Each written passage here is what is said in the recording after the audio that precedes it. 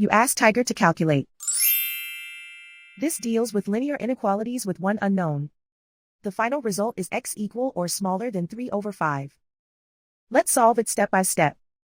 Group all constants on the right side of the inequality. Add 6 to both sides.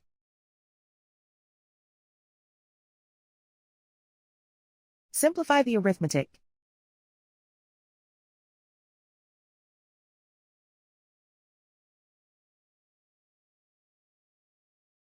Isolate the x. Divide both sides by 5.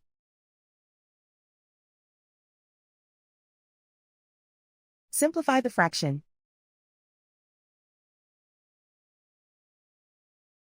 Plot the solution on a coordinate grid. And so the final result is x equal or smaller than 3/5.